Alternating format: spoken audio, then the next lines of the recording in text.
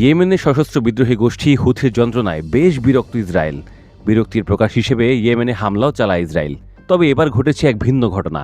Israel রীতিমতো বিস্মিত হুথির সাম্প্রতিক আক্রমণে। অত্যাধুনিক ক্লাস্টার ওয়ারহেড বা মিউনিশনযুক্ত ব্যালিস্টিক ক্ষেপণাস্ত্র দিয়ে ইসরায়েলে ব্যাপক হামলা চালায় ইয়েমেনি সশস্ত্র যোদ্ধারা। বিশ্লেষকদের মতে এতে করে ইয়েমেন নাকি ক্রমেই দ্বিতীয় ইরানে পরিণত হচ্ছে। গত 22 আগস্ট গভীর রাতে তেল আবিবে চালানো ওই আক্রমণে ব্যবহৃত ক্ষেপণাস্ত্র ইসরায়েলের 4 স্তরের আকাশ প্রতিরক্ষা ব্যবস্থা থার্ড, আয়রন ডোম, অ্যারো ও ডেভিড স্লিং কোনোটিতেই ধরা পড়েনি। বিস্ফোরণের শব্দে কেঁপে ওঠে পুরো শহর।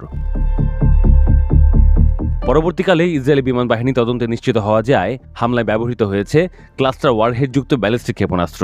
এ ধরনের অস্ত্র ভূমি থেকে 8000 মিটারের মতো উচ্চতায় উঠে গিয়ে বহু ছোট সাবমিউনিশন বা ওয়ারহেডে বিভক্ত হয়ে বিস্ফোরণ ঘটায়। ফলে কয়েক কিলোমিটার এলাকা জুড়ে ভয়াবহ ধ্বংসযজ্ঞ সৃষ্টি হয়। ইসরায়েলি মিডিয়াগুলো স্বীকার করেছে, শক্তিশালী এর প্রযুক্তিগত বৈশিষ্ট্যের কারণেই ক্ষেপণাস্ত্রটিকে প্রতিরক্ষা ব্যবস্থাগুলো আটকাতে পারেনি।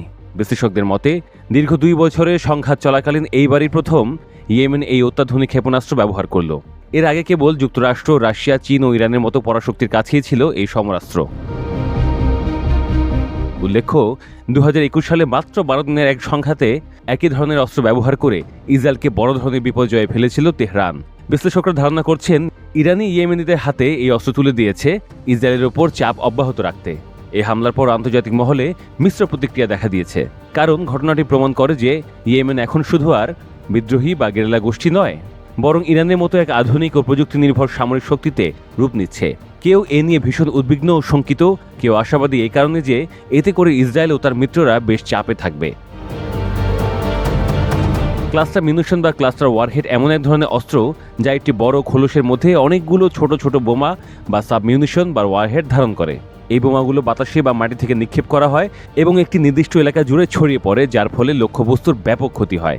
যুদ্ধ শেষ হওয়ার পরেও এই ছোট বোমাগুলো বিস্ফোরিত না হয়ে পড়ে থাকে, যা পরবর্তীতে বেসামরিক নাগরিকদের জন্য স্থল মাইনের মতো মারাত্মক ঝুঁকি তৈরি করে।